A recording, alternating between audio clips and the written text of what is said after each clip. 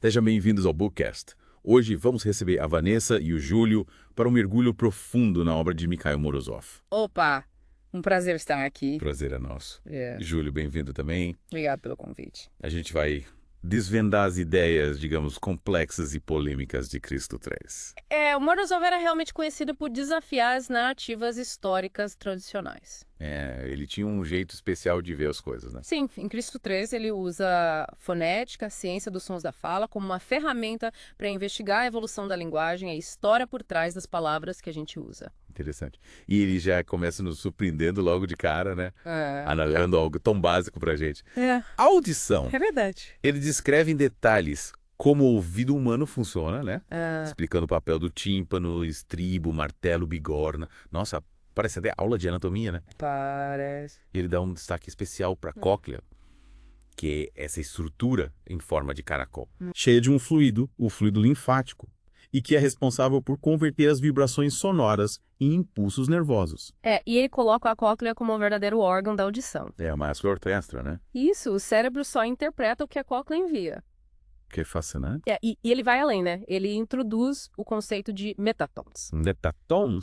Que são vibrações que se sobrepõem ao tom fundamental, criando a cor do som, sabe? Dando aquela nuance, aquela personalidade ao som. Nossa, é como se estivesse revelando um mundo novo dentro de cada som que ouvimos. Exatamente. Mas me diga, qual a importância disso tudo para a teoria do Morozov? Aí que entra a sacada dele. Hum, Ao desvendar a complexidade da audição, ele argumenta que os alfabetos que usamos hoje em dia são limitados demais. Limitados. Incapazes de representar a riqueza dos sons da fala humana.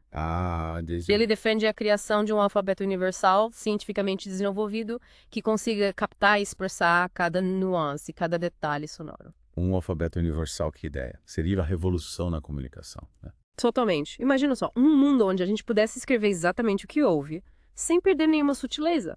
Mas como ele imagina que isso funcionaria na prática?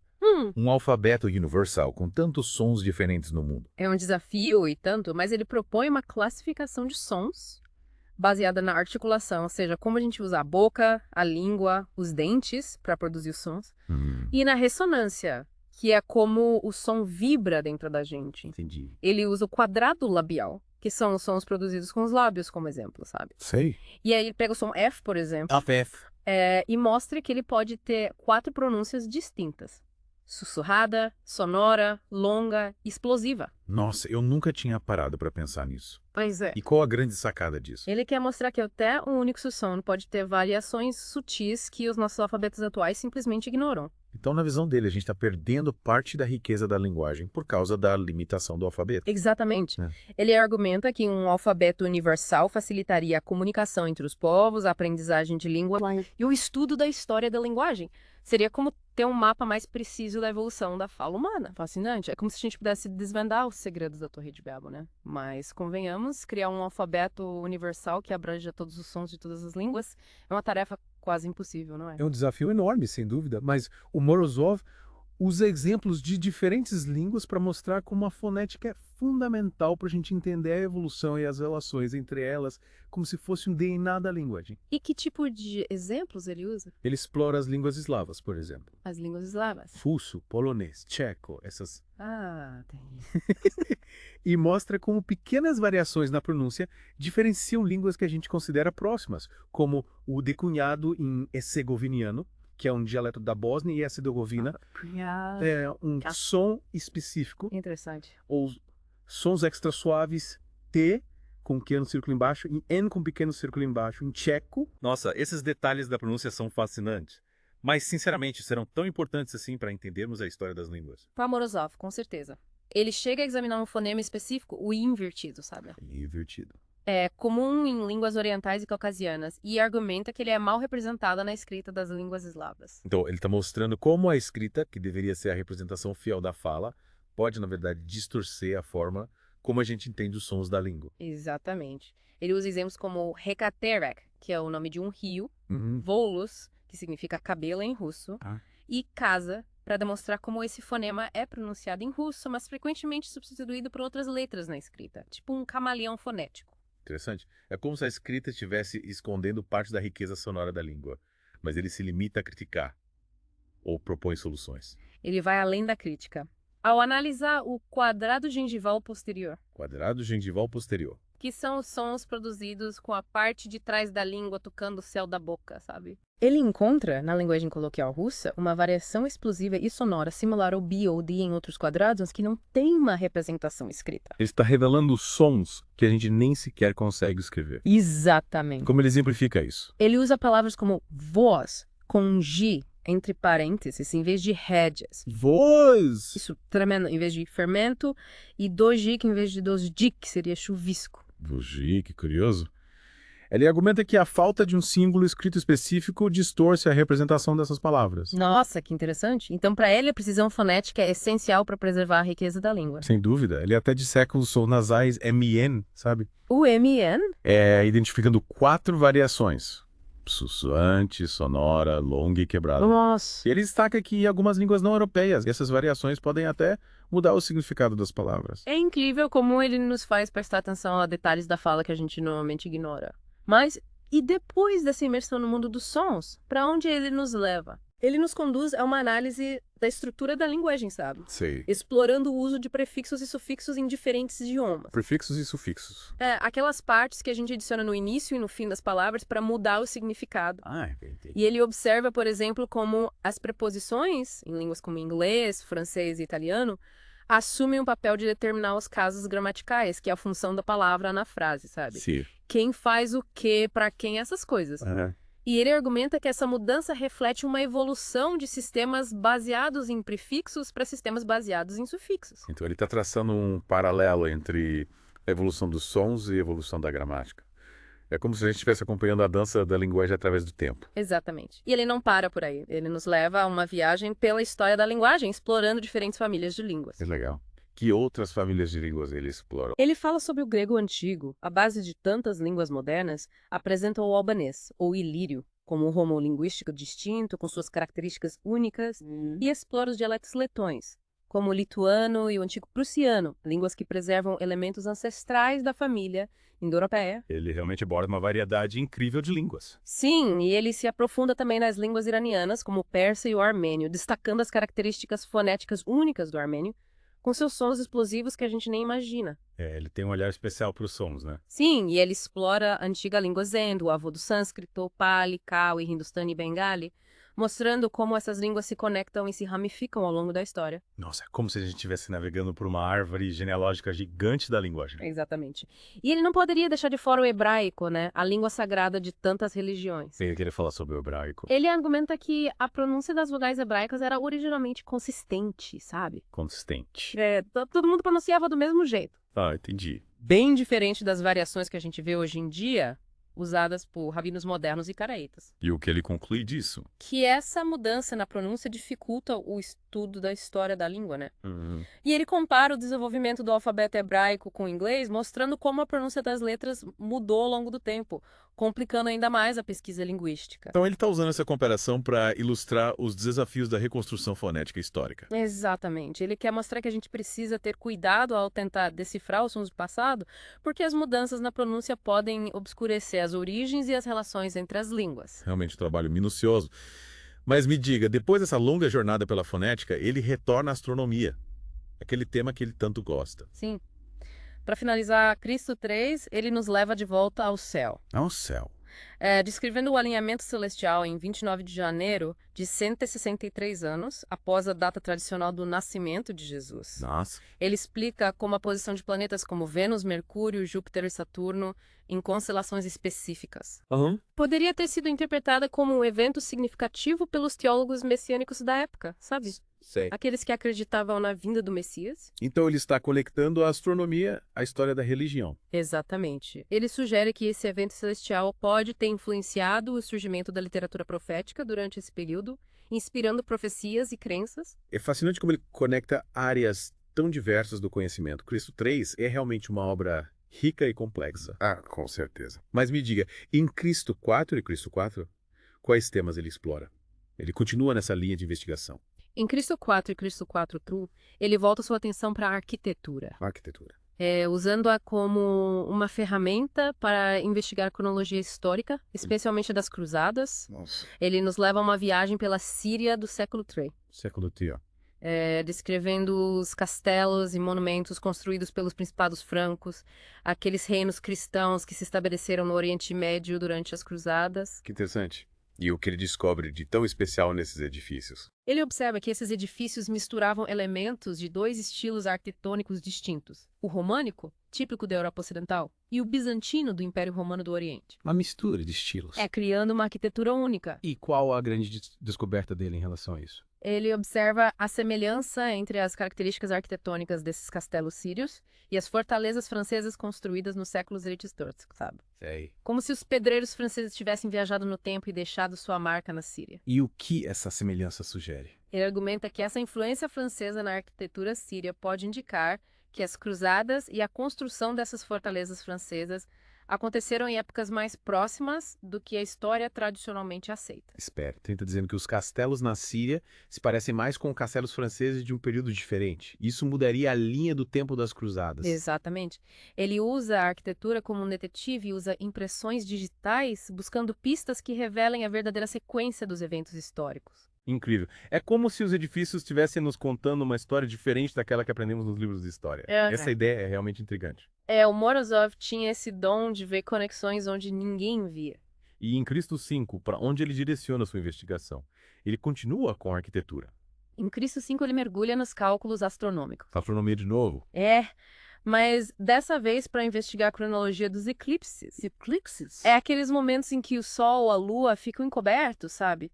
Sim. Ele apresenta um método detalhado para calcular eclipses lunares e solares, usando tabelas e fórmulas complexas. Nossa, ele realmente gostava de matemática, né? Ele era um gênio da matemática. Me explica, como ele usa isso para investigar a história? Ele identifica um ciclo de eclipses lunares de 130 anos. 130 anos. Que ele considera mais preciso que o ciclo de Quiona 21 anos, tradicionalmente usado pelos astrônomos. E como ele usa esse ciclo para investigar a história? Ele argumenta que esse ciclo, que se repete a cada 1690 anos julianos, pode ser usado para verificar a cronologia de eventos históricos, comparando os registros históricos com os cálculos astronômicos. Então ele está procurando por eventos astronômicos que possam confirmar ou refutar as datas que consideramos corretas. É como se ele estivesse usando o céu como um relógio gigante para marcar os eventos da história. Exatamente. E ele não para por aí. Ele também se aprofunda nos cálculos de eclipses solares, explicando como usar coordenadas geocêntricas e geodésicas, que são sistemas de localização, para determinar a visibilidade e a fase dos eclipses solares em diferentes locais e épocas. Ele está reconstruindo os céus do passado para entender melhor os eventos históricos. Que fascinante. E que exemplo específico ele usa para demonstrar esse método? Ele analisa o eclipse solar de 3 de dezembro de Undeci. Usando seus cálculos, ele define a localização exata e o horário de visibilidade desse eclipse, mostrando como a astronomia pode ser uma ferramenta poderosa para a investigação histórica. É como se a gente estivesse olhando para o passado através de um telescópio. E em Cristo VI, ele continua com a astronomia. Em Cristo VI, ele nos leva para uma jornada ainda mais fascinante, explorando os mistérios dos cometas e buscando uma nova compreensão da história do Islã. Cometas e Islã, que combinação inusitada. Mas, começando pelos cometas, quais as ideias inovadoras que ele apresenta? Ele desafia as teorias tradicionais sobre a formação e a origem dos cometas, questionando a ideia de que eles se originam no espaço interestelar, em algum lugar lá fora do nosso sistema solar. E qual a teoria alternativa que ele propõe? De onde ele acha que os cometas vêm? Ele sugere que os cometas são emanações invisíveis do Sol. Do Sol. Que se condensam nas regiões além de Netuno, na atmosfera zodiacal, uma espécie de nuvem de poeira e gás que envolve o nosso sistema solar. É uma ideia ousada. E quais as evidências que ele usa para sustentar essa teoria? Ele argumenta que essa teoria explicaria a composição química observada nas caudas dos cometas, principalmente cianogênio e hidrocarbonetos, que são substâncias que a gente encontra no Sol, sabe? Sei. E a ausência de escurecimento das estrelas quando os cometas passam na frente delas, o que seria esperado se os cometas fossem objetos sólidos vindos de fora do nosso sistema solar? Parece que ele realmente gostava de desafiar as ideias convencionais, mas ele se baseia apenas em teorias. Ou ele também usa dados históricos para sustentar suas ideias. Ele analisa os registros históricos de aparições de cometas, sabe? Sim. Comparando os registros chineses, que são os mais antigos e completos, com os registros europeus. E o que ele descobre? Ele encontra discrepâncias e omissões em ambos os registros, principalmente antes do ano 617 DC, o que o leva a questionar a confiabilidade dessas fontes como referências isoladas para a história dos cometas. Ele está sugerindo que pode haver erros ou distorções na cronologia histórica. Exatamente. Ele observa, por exemplo, um aumento significativo nos registros de cometas entre os europeus em comparação com os chineses de 900 DC a 1577 DC, o que o leva a sugerir que a incerteza cronológica desse período, conhecido como Idade Média, pode ter distorcido a contagem dos avistamentos de cometas, sabe? Como se um único cometa tivesse sido registrado várias vezes por diferentes observadores em diferentes lugares, inflando o número total de cometas. Nossa, que interessante. É. Ele dá exemplos disso. Sim, ele usa exemplos como os avistamentos de 1304, 1313, 1337 e 1351 para ilustrar essa possível distorção, mostrando como a análise dos cometas pode nos ajudar a reavaliar a sequência dos eventos históricos, a datação correta dos eventos. Ele está usando os cometas como peças de um quebra-cabeça histórico. Exatamente. Fascinante. Mas, e o cometa Halley, aquele famoso que aparece de 76 e 76 anos, ele fala sobre ele. Sim, ele examina o impacto histórico do cometa Halley, com foco em sua aparição por volta de 684 do Tavse, sabe? Sei. Uma época de grandes transformações na Europa. E o que ele fala sobre essa aparição? Ele analisa os relatos da época que associavam a aparição do cometa a pestilências, desastres naturais e mortes significativas, como se o cometa fosse um arauto de desgraças. E ele usa esse exemplo para mostrar como os eventos celestes eram frequentemente interpretados como presságios de eventos importantes, influenciando a forma como a história era escrita. Entendi. Ele está mostrando como a astronomia e a história se entrelaçam. Isso. Como os eventos celestes podem ter moldado a forma como a história foi escrita e interpretada. E depois os cometas, ele nos leva para o mundo do Islã, certo? Qual a conexão entre os cometas e o Islã? Aí ele muda um pouco o foco da investigação, mas continua com essa ideia de questionar as narrativas tradicionais. Ele se volta para a língua árabe e sua conexão com o Alcorão, o livro sagrado do Islã, sabe? Sei. Questionando as visões tradicionais sobre suas origens, tanto da língua quanto do livro. E o que ele propõe de diferente sobre a origem da língua árabe? Ele argumenta que a língua do Alcorão provavelmente se originou em uma região mais culta, como o Egito, e não nas estepes áridas da Arábia, como a história tradicionalmente afirma. Ele está desafiando a narrativa tradicional sobre a origem da língua árabe. Exatamente.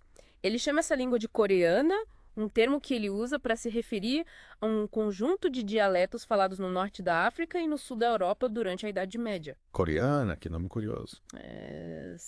E ele sugere que essa língua coreana era a língua da elite cultural da época, influenciando a formação da língua árabe clássica que a gente conhece hoje. Nossa, essa é uma perspectiva bem diferente daquela que geralmente ouvimos. E qual o papel do Alcorão nessa história toda? Ele analisa o contexto histórico do Alcorão, os grupos sociais e as crenças que ele menciona, sabe? Sei. E sugere que o Alcorão foi escrito em uma época posterior àquela que a tradição islâmica defende. Ele está questionando a datação tradicional do Alcorão. Sim, usando evidências linguísticas históricas, ele argumenta que o Alcorão foi escrito em um contexto cultural e linguístico diferente daquele que a gente imagina. Nossa, eu realmente não tinha medo de desafiar as ideias estabelecidas. Mas, e os meteoritos? Qual o papel deles nessa história toda? De repente, falar de meteoritos parece que não tem nada a ver com essa. Ele volta a falar de astronomia, mas dessa vez focando no impacto dos meteoritos na Terra, sabe? Sim. Ele explica como esses pedaços de rocha espacial podem causar grandes estragos quando caem na Terra. E já vi uns vídeos impressionantes de meteoros cruzando o céu. Pois é, e ele descreve os efeitos de um impacto de meteorito, a explosão, o calor, a formação de uma cratera, sabe? Sei. E sugere que esses impactos podem ser confundidos com terremotos subaquáticos, o que pode distorcer a nossa compreensão de eventos geológicos do passado. Então ele está dizendo que eventos cósmicos podem ter sido mal interpretados ao longo da história. Que a gente pode ter atribuído a causas terrestres eventos que, na verdade, foram causados por meteoritos. Exatamente. Ele levanta essa possibilidade e nos convida a repensar a história da Terra, considerando a influência dos eventos cósmicos. Ele tinha um jeito único de ver o mundo, né? Conectando tudo, astronomia, história, geologia. Sim, ele via padrões e conexões que ninguém via. E ele não para por aí. Ele vai além, conectando os meteoritos à história religiosa. Ele propõe que a Pedra Negra em Meca, um objeto sagrado para os muçulmanos, seja, na verdade, um fragmento de um meteorito. A Pedra Negra. Aquela que os peregrinos beijam. Essa mesma. Ele sugere que ela caiu na Terra em um evento catastrófico no Mar Vermelho e que sua origem extraterrestre contribuiu para sua sacralização. Nossa, que ideia. Ele conecta a astronomia com a história das religiões de um jeito inusitado. E ele se limita ao Islã? Ou ele faz conexões com outras religiões também? Ele vai além, sugerindo que a peregrinação a Roma para adorar o túmulo do apóstolo Simão Pedro também pode ter suas raízes em um evento de impacto de meteorito, como se a queda de um meteorito tivesse marcado o local como sagrado. Ele está conectando as tradições cristãs e islâmicas através de uma lente astronômica. Que ideia fascinante. E em Cristo 7, True, Ele continua explorando essa linha de raciocínio. Em Cristo 7 da Asa de Hierro, ele muda um pouco o foco, se concentrando em dois temas principais: as falsificações literárias e a análise do zodíaco de Dendera. Falsificações literárias. Textos que são atribuídos a autores ou épocas que não correspondem à realidade, sabe? Ele apresenta exemplos de falsificações famosas, como os poemas de Rowley, supostamente medievais, mas na verdade escritos por um jovem poeta no século XVIII, e Vasek, um romance gótico que foi inicialmente publicado como uma tradução de um manuscrito árabe, mas que na verdade era uma invenção do autor. Nossa, é fascinante como ele expõe a fragilidade da nossa percepção do passado, né? Como a gente pode ser enganado por textos falsos. Ele nos alerta para a importância de analisar criticamente as fontes históricas, questionando sua autenticidade e considerando as suas possíveis motivações por trás de sua criação. É um alerta importante para todos nós. E o Zodíaco de Dendera, que ele fala sobre ele? O Zodíaco de Dendera é um artefato egípcio antigo, cheio de símbolos astronômicos, sabe? Sei. E o Morozov usa para desafiar a cronologia tradicional do Egito Antigo. De novo, desafiando a cronologia tradicional. Ele analisa a posição dos planetas representados no zodíaco e, usando seus cálculos astronômicos, propõe uma data de criação muito mais recente do que a aceita pela maioria dos historiadores. Ele está mais uma vez usando a astronomia para reescrever a história. Exatamente. Ele argumenta que o Zodíaco de Dendera foi criado durante o reinado de Justiniano, um imperador bizantino do século VI, e não no período faraônico como se acreditava. Nossa, se ele tivesse certo, isso mudaria completamente nossa compreensão da história do Egito Antigo.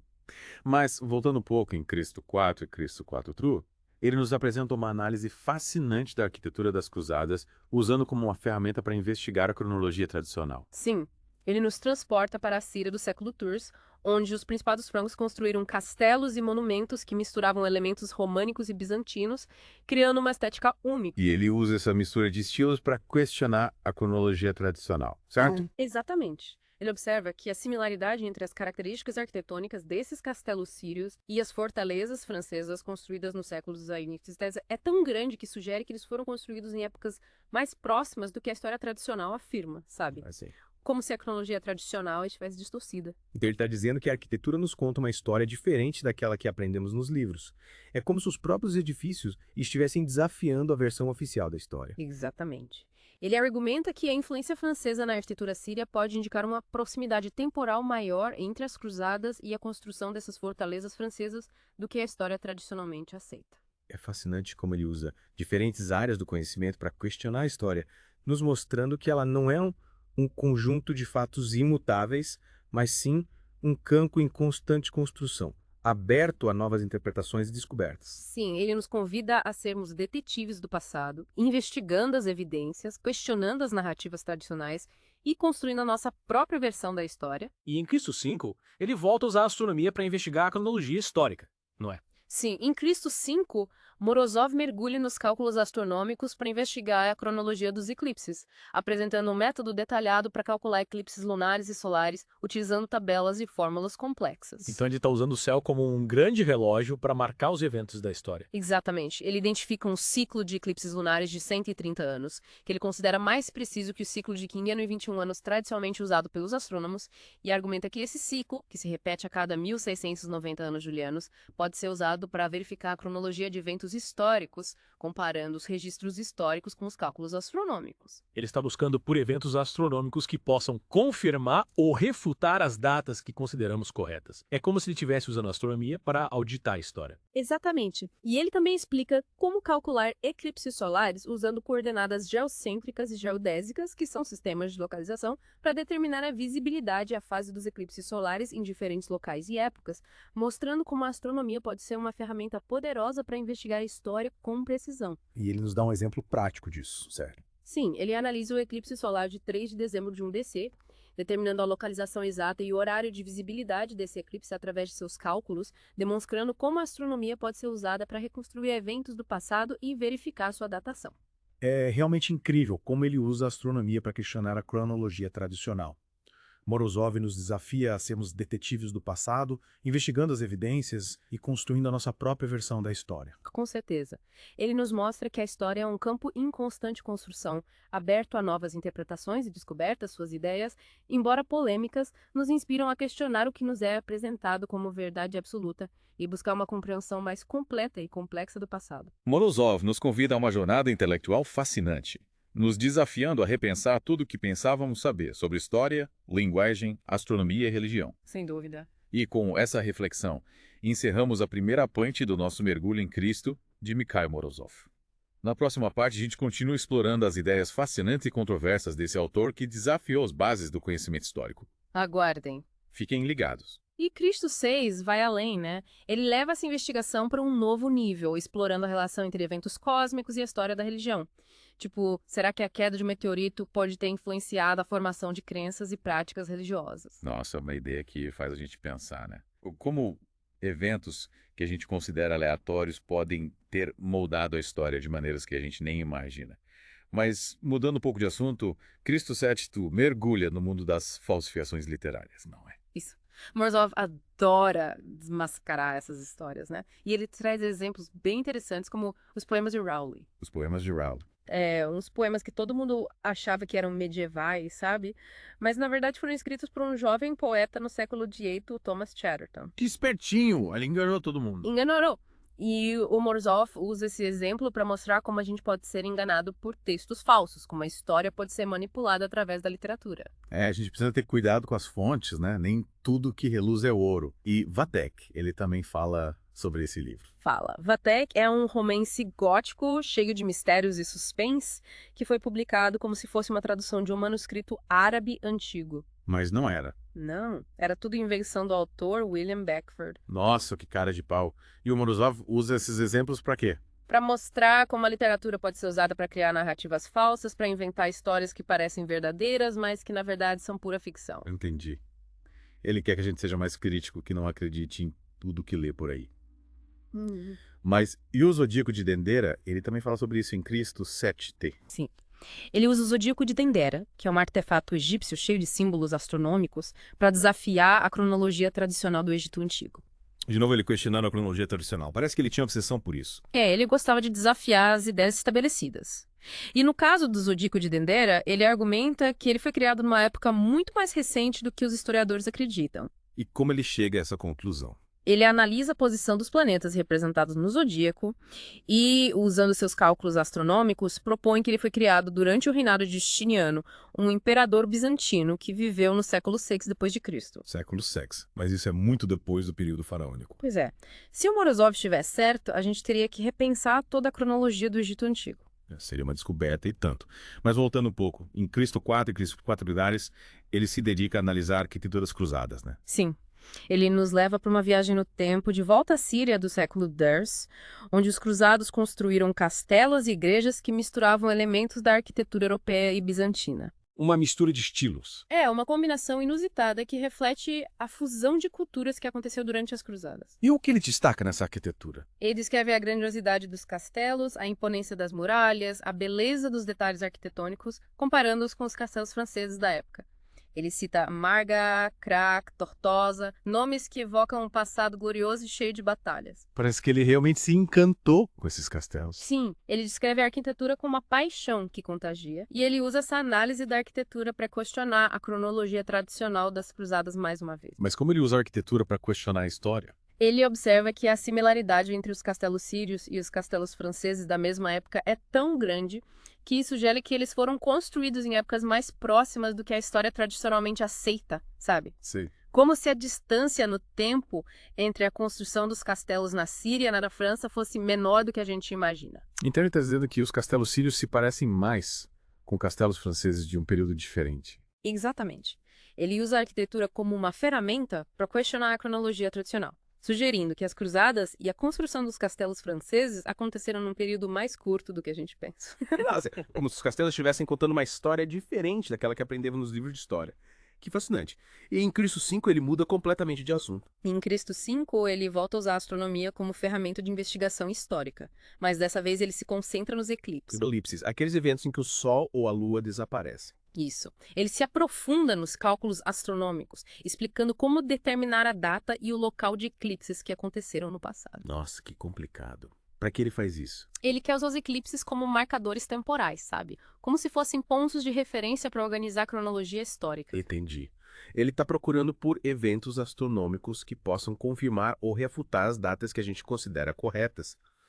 É como se ele estivesse usando o céu como um grande relógio para marcar os eventos da história. Exatamente. E ele apresenta um método próprio para calcular os eclipses, que ele considera mais preciso do que os métodos tradicionais. Ele até identifica um ciclo de eclipses lunares de 130 anos, que, segundo ele, se repete a cada 1.690 anos. Nossa, ele realmente era um gênio da matemática. Sem dúvida. E ele usa esse ciclo de eclipse para questionar a cronologia tradicional, claro. Parece que ele não perdeu uma oportunidade de questionar a história oficial. E ele não se limita aos eclipses lunares, ele também explica como calcular os eclipses solares, aqueles em que a Lua encobre o Sol. Nossa, deve ser bem complicado calcular a data e o local de um eclipse solar que aconteceu há séculos.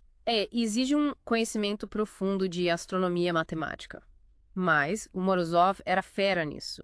Ele usa coordenadas geocêntricas e geodésicas, que são sistemas de localização, para determinar a visibilidade e a fase dos eclipses solares em diferentes pontos da Terra e em diferentes épocas. Então ele consegue reconstruir os céus do passado como se fosse uma máquina do tempo. Ele usa matemática como uma máquina do tempo para viajar pelos céus do passado. Isso é incrível. E ele dá algum exemplo prático de como ele usa esse método? Ele analisa o eclipse solar de 3 de dezembro do ano 1 depois de Cristo, sabe? Sei.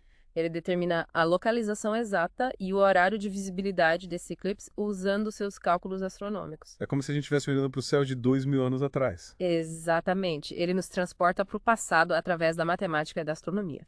E em Cristo 6 ele continua com a astronomia. Em Cristo 6, ele muda um pouco o foco da investigação, mas continua com essa ideia de questionar as narrativas tradicionais, sabe? Sei. Ele se aventura pelos mistérios dos cometas e busca uma nova compreensão da história do Islã. Cometas e Islã. Que combinação inusitada, que ele junta essas duas coisas. Ele começa questionando as teorias tradicionais sobre a formação e a origem dos cometas, sabe? Aquelas ideias de que os cometas vêm de fora do nosso sistema solar. Ele acha isso improvável e propõe uma teoria alternativa que os cometas seriam emanações do Sol, sabe? Ele imagina que os cometas se formam a partir de uma nuvem de gás e poeira que envolve o Sol e que eles não são objetos sólidos vindos de longe. Interessante. Mas por que ele acha isso? Ele usa vários argumentos, como a composição química das caudas dos cometas, que se assemelha à composição do Sol, e a ausência de escurecimento das estrelas quando um cometa passa na frente delas. Parece convincente, mas ele se baseia apenas em teorias. Ou ele usa dados históricos para sustentar suas ideias. Ele analisa os registros históricos de aparições de cometas, comparando os registros chineses com os europeus, e encontra várias discrepâncias e omissões, especialmente antes do ano 607 d.C. E o que ele conclui disso? Ele questiona a confiabilidade desses registros como fontes isoladas para a história dos cometas. Ele acha que pode haver erros de datação, que o mesmo cometa pode ter sido registrado várias vezes em diferentes lugares, sabe? E ele usa essa análise dos registros históricos para reforçar sua teoria de que a cronologia tradicional pode estar errada. Entendi. Ele usa os cometas como mais uma ferramenta para questionar a história oficial. E ele fala do cometa Halley, aquele famoso que aparece de 76 em 76 anos. Sim. Ele dedica um capítulo inteiro ao cometa Halley, analisando seu impacto histórico e as reações que ele provocou ao longo do século. E qual a grande descoberta dele sobre o cometa Halley? Ele destaca a aparição do cometa em 684 d.C., que coincidiu com uma época de grandes convulsões sociais e políticas na Europa. E o que ele conclui disso? Ele mostra como a aparição do cometa foi interpretada como um presságio de tragédias de fim dos tempos e como essa interpretação influenciou os eventos da época. Nossa, o cometa Halley como um agente histórico. O Morozov mostra como eventos astronômicos podem ter um impacto real na história humana, moldando crenças, decisões e até mesmo um curso dos acontecimentos. Que fascinante. Mas e o Islã?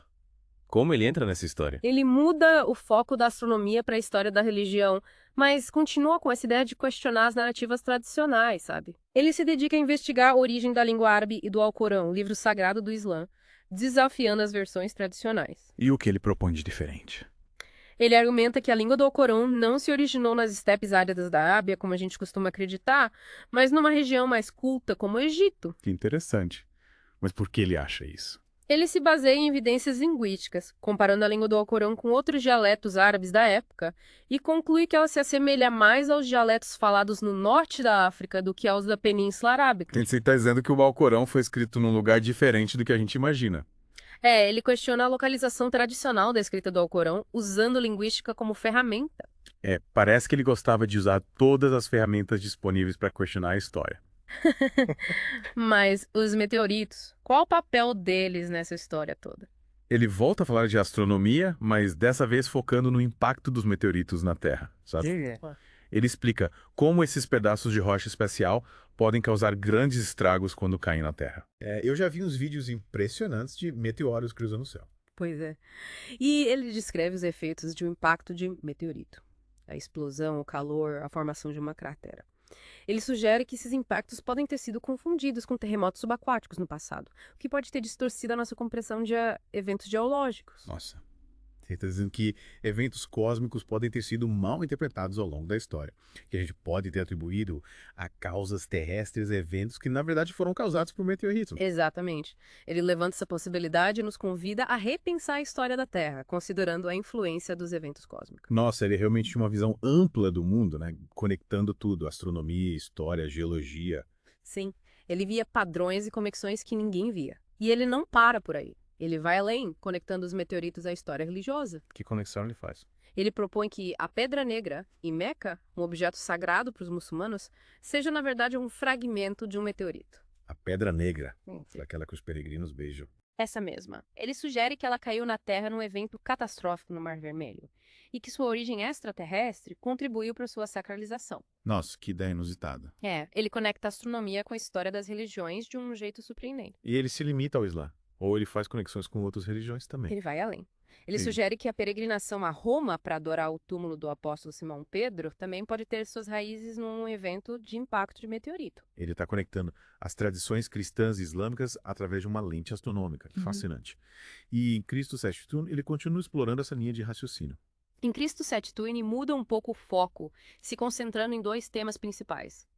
As falsificações literárias e a análise do zodíaco de Dendera. Falsificações literárias. Que tipo de falsificações? Ele apresenta exemplos de falsificações famosas, como os poemas de Rowley, supostamente medievais, mas na verdade escritos por um jovem poeta no século XVIII, e Vathek, um romance gótico que foi inicialmente publicado como se fosse uma tradução de um manuscrito árabe antigo. Mas não era. Não, era tudo invenção do autor. Nossa, e o Morozov usa esses exemplos para quê?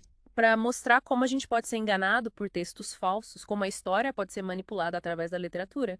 Ele nos alerta para a importância de analisar criticamente as fontes históricas, questionando sua autenticidade e as motivações por trás de sua criação. É um alerta importante para todos nós. A gente precisa ser mais crítico com a informação que consome, né? E o Zodíaco de Dendera, o que ele fala sobre ele? O Zodíaco de Dendera é um artefato egípcio antigo, cheio de símbolos astronômicos, e o Morozov usa para desafiar a cronologia tradicional do Egito Antigo mais uma vez. Parece que ele não cansava de desafiar a história oficial. Mas como ele faz isso? Ele analisa a posição dos planetas representados no zodíaco e, usando seus cálculos astronômicos, propõe que ele foi criado durante o reinado de Justiniano, um imperador bizantino que viveu no século VI depois de Cristo. Nossa! Mas isso é muito depois do período faraônico. Se ele estiver certo, a gente tem que repensar toda a história do Egito Antigo. Exatamente. O Morozov nos mostra que a história não é um conjunto de fatos imutáveis, mas um campo em constante construção, aberto a novas interpretações. Ele nos convida a sermos detetives do passado, a questionar tudo que nos é apresentado como verdade absoluta e a buscar uma compreensão mais profunda e completa da história. Ele nos mostra que a história não é uma coisa parada no tempo, né? Como um rio, sempre em movimento, sempre mudando. Ei, que isso é um alerta pra gente, né? Para ter cuidado com as fontes históricas, questionar tudo, pensar... Não é que isso é mesmo verdade. De onde veio essa informação? Exatamente. A gente precisa ser detetive, né? Investigar as pistas, ver se tudo se encaixa. Mas voltando um pouco, em Cristo IV e Cristo IV Touro, Morozov nos leva para passear pelos castelos das cruzadas, né? Ele usa a arquitetura para questionar a história, né? Ele analisa os castelos construídos pelos cruzados na Síria, no século X. E o que ele descobre? Ele fica impressionado com a mistura de estilos, sabe? Tem elementos da arquitetura românica, que é típica da Europa Ocidental, e elementos da arquitetura bizantina, que é do Império Romano do Oriente. Que mistura interessante. E o que ele conclui disso? Ele observa que esses castelos na Síria se parecem muito com os castelos franceses da mesma época, sabe? E ele acha isso muito suspeito. Suspeito. Por quê? Porque, segundo a cronologia tradicional, a construção desses castelos na Síria e na França deveria ter uma diferença de tempo maior, entende? Ah, entendi. Ele está dizendo que a arquitetura mostra uma proximidade temporal que a história oficial ignora. É como se o Castelo estivesse contando uma história diferente daquela que a gente aprendeu. Exatamente. Yeah. É como se a arquitetura sussurrasse segredos do passado. Que fascinante. Mas em Cristo V ele volta para a astronomia, né? Parece que ele não conseguia ficar muito tempo longe dos astros. Ele volta a usar a astronomia como ferramenta para investigar a história, dessa vez se concentrando nos eclipses, sabe? Sei, aqueles eventos em que o Sol ou a Lua somem do céu. Isso, ele se aprofunda nos cálculos para determinar a data e o local de eclipses que aconteceram no passado e usa esses dados para questionar a cronologia tradicional, claro.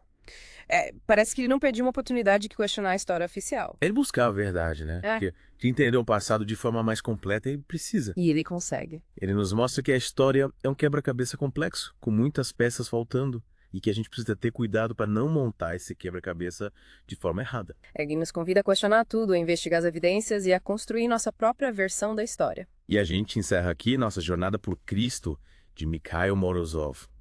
Uma obra desafiadora, polêmica, mas muito instigante. O Morozov, com suas ideias inovadoras e seu olhar crítico, nos leva a repensar tudo o que pensávamos saber sobre história, linguagem, astronomia e religião. Ele nos mostra que a busca pelo conhecimento é uma aventura sem fim, né? É uma aventura que nos leva a questionar, investigar, reinterpretar o mundo ao nosso redor. Vanessa, Júlio, muito obrigado por compartilharem seus conhecimentos e por nos guiarem nessa jornada. O prazer foi nosso. E a você, nosso ouvinte, muito obrigado por mergulhar conosco nesse universo de ideias. Esperamos que essa imersão na obra de Morozov tenha despertado em você a mesma curiosidade e o mesmo desejo de questionar que inspiraram esse autor a desafiar as bases do conhecimento histórico. Até o próximo Bookcast.